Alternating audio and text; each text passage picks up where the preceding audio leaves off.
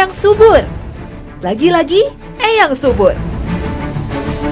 Tokoh yang disebut-sebut orang pintar ini menjadi heboh dan ramai dibicarakan setelah Adi Bing Slamet membongkar praktek sesat Eyang Subur.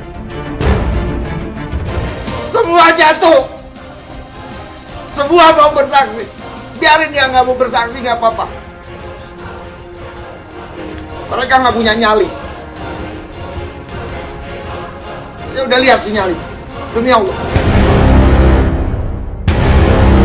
Setelah sekian lama ditunggu, Eyang Subur akhirnya muncul walaupun ia sedikit pun tak mau bicara. Apalagi berusaha menangkis semua tudingan Adi Bing Slamet. Drama perseteruan ini sepertinya masih panjang. Adi Bing Slamet dan para korban Eyang Subur terus berjuang untuk menyeret Eyang Subur ke meja hijau. Sementara Eyang Subur tak mau kalah. Ia mulai muncul menghadiri pengajian seorang Habib dan mendapat dukungannya untuk menepis tudingan dirinya seorang dukun yang sesat dan menyesatkan. Perang antar Habib pun berkobar. Menggandeng kiai, Habib atau tokoh agama dianggap jurus yang jitu untuk memperkuat posisi karena mereka dianggap memiliki jamaah dan begitu dihormati. Jauh sebelum kasus ini mencuat, Eyang Subur sejatinya sosok yang juga sangat dipercayai, bahkan diagung-agungkan oleh para pengikut setianya.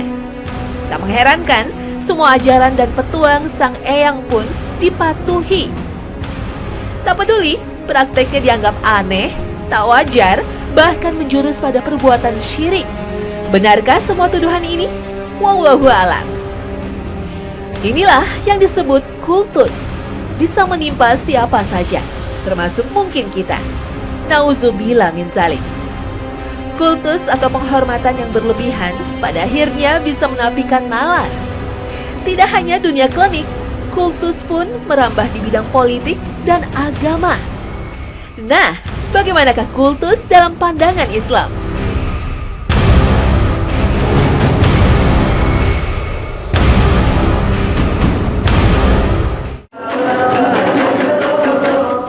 Assalamualaikum warahmatullahi wabarakatuh. Selamat pagi pemirsa Trans 7.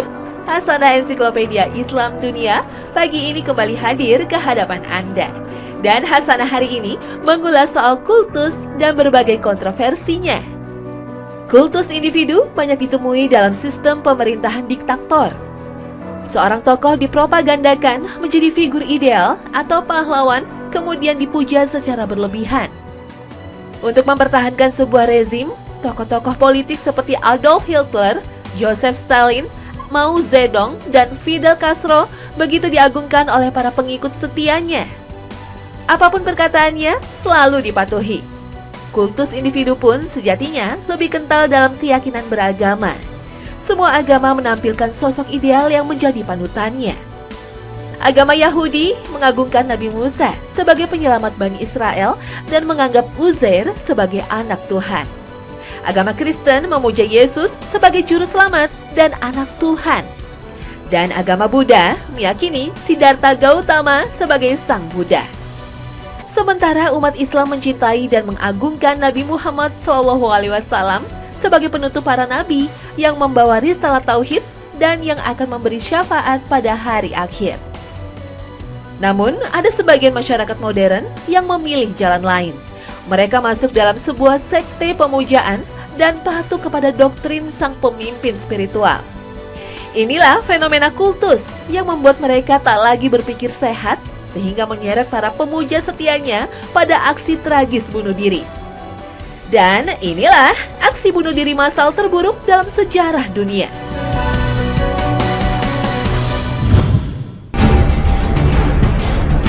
The People Temple yang didirikan Jim Jones pada tahun 1970-an. Komunitas pemujaan ini hidup di sebuah hutan di Amerika Selatan, terpisah dari keramaian dunia. Pada tahun 1978, anggota Kongres Amerika Leo Ryan mengunjungi wilayah Jonestown untuk mencari fakta tentang komunitas aneh ini. Ketika tim pencari fakta meninggalkan lokasi pemujaan, 18 orang mencoba melarikan diri, namun ditembaki oleh anggota sekte hingga tewas. Beberapa jam setelah kejadian, Jim Jones, pemimpin sekte ini, memerintahkan anggotanya untuk melakukan bunuh diri massal dengan meminum potasium sianida. Anak-anak dan bayi dibunuh lebih dulu dengan memasukkan racun melalui sedotan. Setelah itu, mereka meracuni diri sendiri. Lebih dari 900 orang tewas dalam aksi bunuh diri massal ini.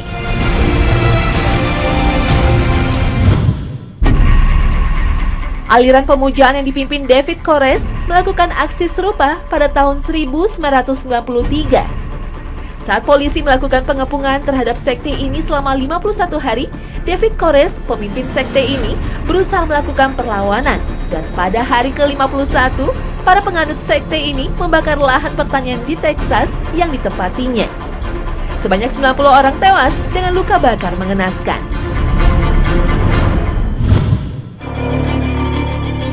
Aliran pemujaan The Heaven Gate yang bermarkas di utara San Diego melakukan aksi bunuh diri massal pada tahun 1997. Penganut sekte ini memiliki kepercayaan komet Hale-Bopp yang saat itu sedang melintasi bumi akan membawa mereka ke tingkat evolusi yang lebih tinggi.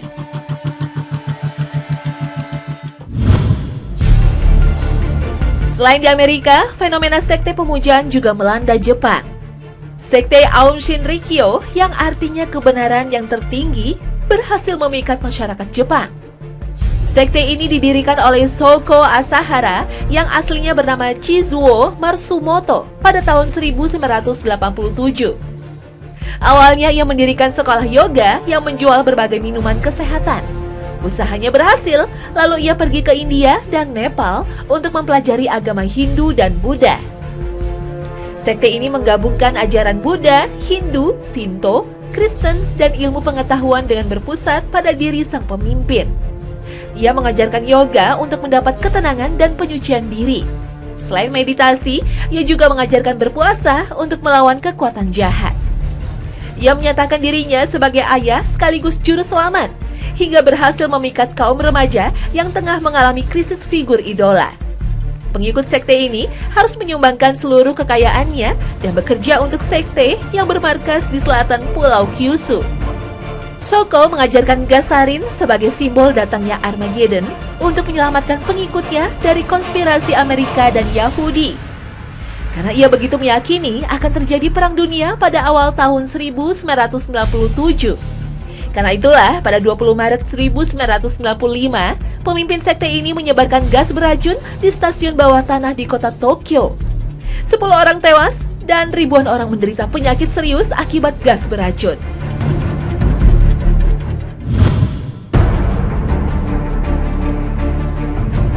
Sekte pemujaan juga pernah menggegerkan negeri ini pada awal tahun 2000.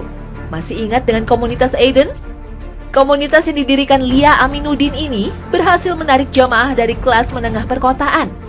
Lia mengaku mendapat wahyu yang dibawa malaikat Jibril hingga ia sering memberikan perintah yang aneh-aneh kepada jamaahnya. Misalnya menyebarkan surat yang berisi wahyu penghapusan semua agama. Menurut wahyu yang diterimanya, kekacauan dunia disebabkan konflik antar umat beragama. Untuk menciptakan perdamaian, semua agama di dunia ini harus dibubarkan. Ia mengaku dirinya telah dipilih Tuhan untuk memasuki era baru kerajaan Tuhan, Kingdom of God, yang merupakan penggenapan wahyu Tuhan dalam kitab sucinya mulai dari Al-Quran, Injil, Taurat, Zabur, Veda, Avesta, dan kitab suci lainnya. Lia Eden, sosok yang begitu dikultuskan oleh pengikut setianya. Perkataannya dianggap wahyu. Namun gagasannya tak mampu menggoyahkan keyakinan umat beragama hingga ia terpaksa mendekam di penjara.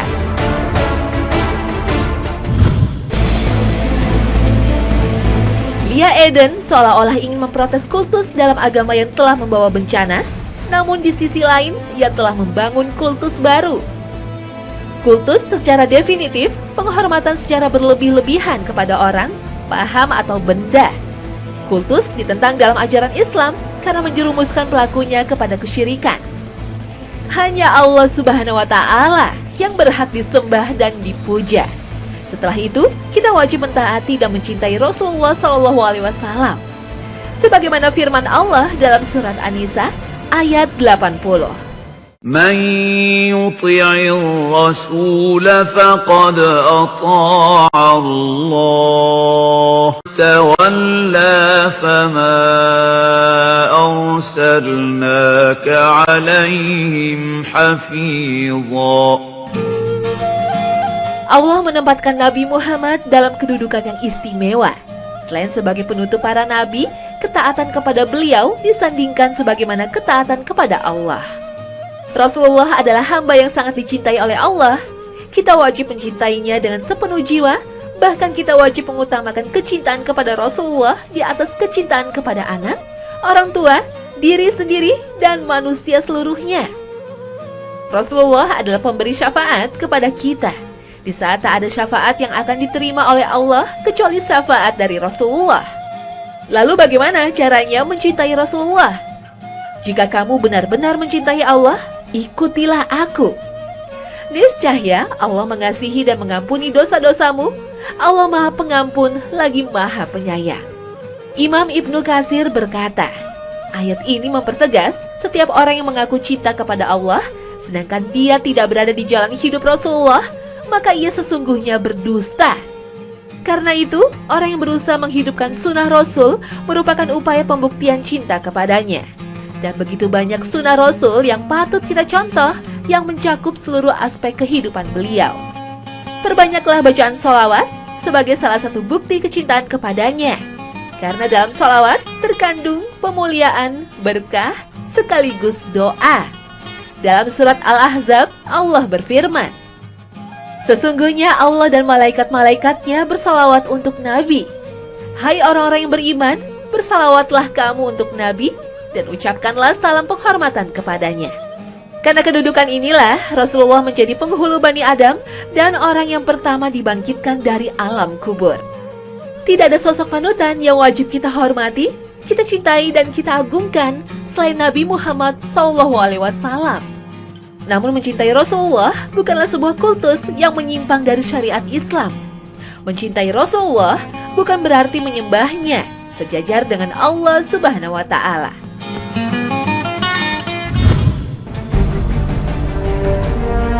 Kultus individu begitu berbahaya karena sama saja menuhankan manusia. Padahal manusia tak terhindarkan dari kesalahan, kecuali Rasulullah SAW yang mendapat jaminan dari Allah. Mungkin tidak ada prosesi ritual ketika kita mengkultuskan seseorang. Tapi bayangkan, jika semua ucapannya dianggap benar dan orang lain tidak boleh mengkritiknya. Ia berubah menjadi sentral dan pemilik kebenaran. Islam memandang hubungan manusia dengan manusia lainnya secara egaliter dan mengakui adanya pluralitas. Kaya miskin, majikan buruh, penguasa rakyat. Tapi kemuliaan seseorang di sisi Allah yang dinilai karena ketakwaannya. Kultus sama dengan pengingkaran terhadap nilai-nilai kemanusiaan, karena menjadikan manusia sebagai makhluk yang suci yang seolah-olah tidak pernah berbuat salah. Kisah wafatnya baginda Rasulullah menjadi pelajaran berharga bagi kita. Saat Umar bin Khattab menerima kabar wafatnya Rasulullah, Umar marah, kemudian menghunus pedangnya, dan mengancam siapa saja yang berkata Rasulullah telah wafat akan dirobek perutnya. Lalu Abu Bakar keluar menemui Umar dan menegurnya sambil membaca firman Allah. Muhammad itu tidak lain hanyalah seorang Rasul yang sebelumnya telah berlalu Rasul-Rasul yang lain. Apakah jika dia meninggal atau terbunuh, kamu akan berputar kembali dari kebenaran? Maka dia tidak akan sedikit pun merugikan Allah. Dan Allah akan memberi balasan kepada orang-orang bersyukur.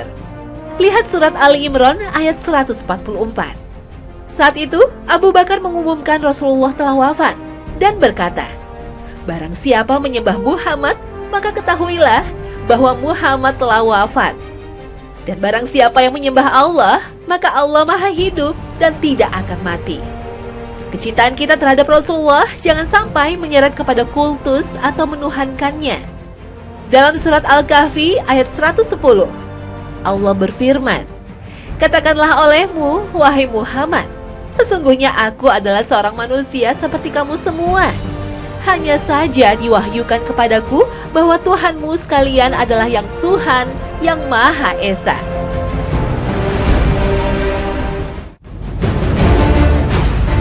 Suatu saat Abu Bakar pernah dipanggil oleh seorang sahabat. "Ya Khalifatullah." Abu Bakar kemudian menegurnya, "Kamu jangan panggil itu. Aku adalah Khalifatul Rasul." Kata Khalifatullah menunjukkan manusia seolah-olah menjadi perwakilan Tuhan di bumi ini. Sementara Khalifatul Rasul bermakna hanya pengganti Rasulullah setelah beliau wafat. Teladan luhur juga ditunjukkan oleh Umar bin Khattab. Umar mencopot Khalid bin Walid sebagai panglima perang dan menggantinya dengan Abu Ubaidah. Khalid sama sekali tidak berbuat kesalahan. Namun kehebatan Khalid dalam medan perang dan berhasil memperoleh banyak kemenangan begitu dilulukan oleh pasukannya hingga membuat khawatir Umar. Pasukan Islam akan terjerumus dalam kultus individu yang dilarang dalam ajaran Islam. Semua kemenangan perang bukan karena Khalid bin Walid, tapi karena atas seizin Allah.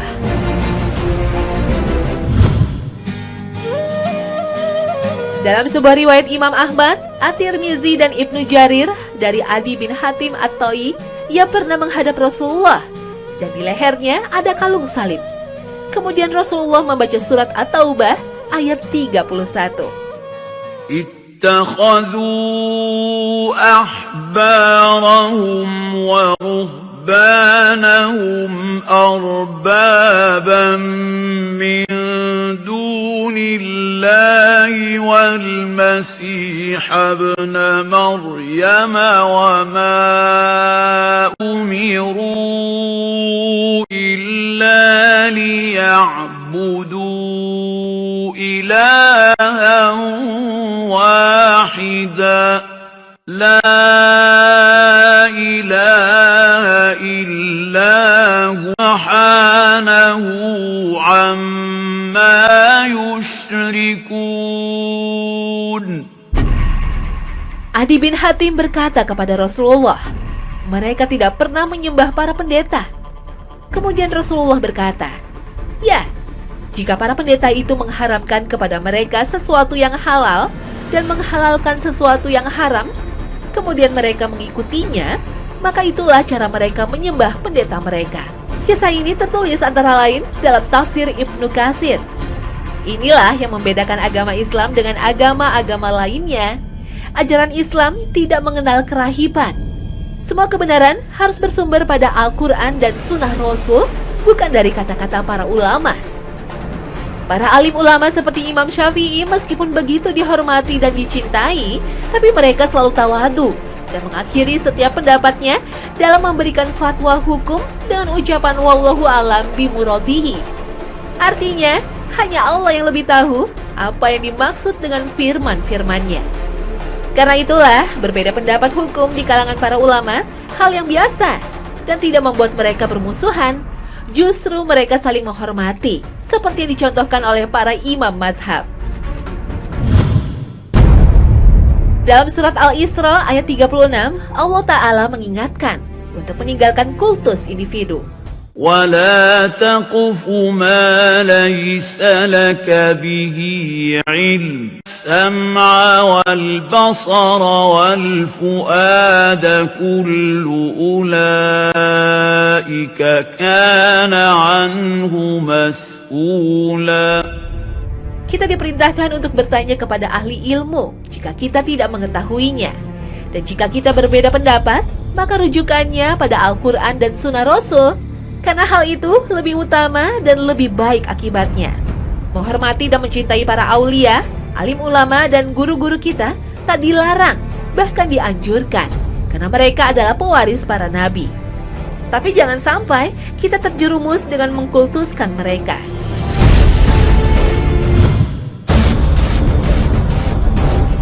Ngalap berkah merupakan tradisi yang sudah lama mengakar di masyarakat kita. Biasanya ngalap berkah dilakukan kepada para alim ulama dan makam para wali. Namun ada juga ngalap berkah kepada benda-benda keramat, bahkan hewan keramat seperti kebo Kiai Slamet. Ngalap berkah atau tabaruk, baik terhadap orang maupun benda, sejatinya termasuk kultus yang dilarang dalam ajaran Islam. Namun ada tabaruk yang sesuai dengan syariat Islam, seperti membaca Al-Quran, berzikir, itikaf, dan beribadah di malam Lailatul Qadar, serta makan berjamaah. Tabaruk juga dibolehkan dengan makanan dan minuman. seperti minum madu, air zam-zam, minyak zaitun, serta mengkonsumsi habatus saudah, sebagaimana yang dicontohkan oleh Rasulullah. Ini pun harus disertai keyakinan Allah lah yang menurunkan berkah melalui makanan dan minuman itu. Sementara mengharap berkah kepada pohon, batu atau sejenisnya termasuk perbuatan syirik. Meyakini benda akan membawa berkah termasuk perbuatan syirik kecuali mencium Hajar Aswad. Umar bin Khattab pernah berkata saat mencium Hajar Aswad, "Sungguh aku tahu bahwa kamu hanya sebuah batu, tidak mendatangkan manfaat juga tidak mendatangkan mudarat. Seandainya aku tidak melihat Rasulullah menciummu, maka aku pun tidak akan menciummu." Syariat yang dicontohkan oleh Rasulullah harus menjadi panduan dalam seluruh ibadah kita. Jangan sampai kita mengada-ngada. Misalnya, menggosok-gosokkan baju ke Hajar Aswad atau menggunting kiswah penutup Ka'bah karena diyakini akan membawa berkah.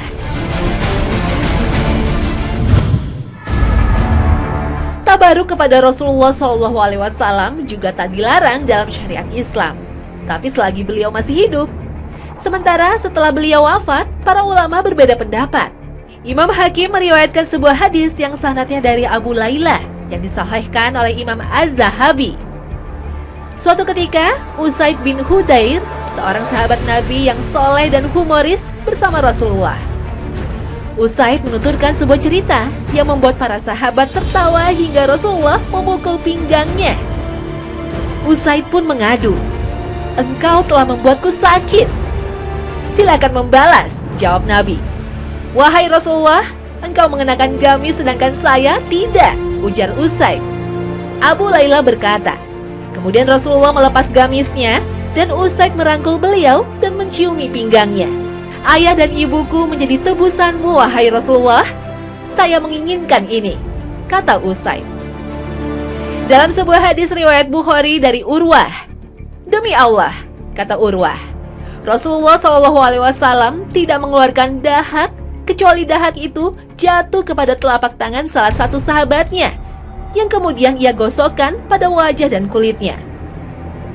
Jika beliau memberikan perintah, maka mereka mematuhi perintahnya. Jika beliau berwudu, maka nyaris mereka berkelahi untuk mendapat air sisa wudu." Dikisahkan pula, Khalid bin Walid pernah kehilangan topi perangnya pada saat perang Yarmuk. "Carilah topiku," perintah Khalid kepada pasukannya.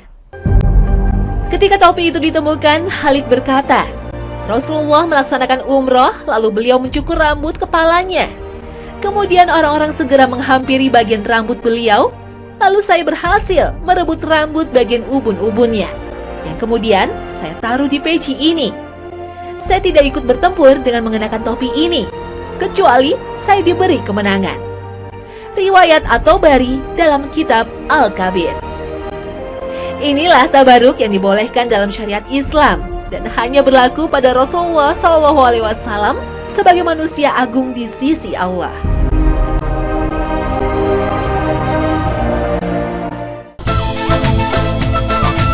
Kultus bisa menjurus pada perbuatan syirik karena menyamakan Allah dengan makhluknya. Syirik perbuatan yang harus diwaspadai karena termasuk dosa besar. Begitu pula tabaruk atau ngalap berkah yang menyimpang dari syariat Islam. Mudah-mudahan episode ini selain menambah pengetahuan, juga memberikan pencerahan dan menambah keimanan kita. Terima kasih atas perhatian Anda dan wassalamualaikum warahmatullahi wabarakatuh.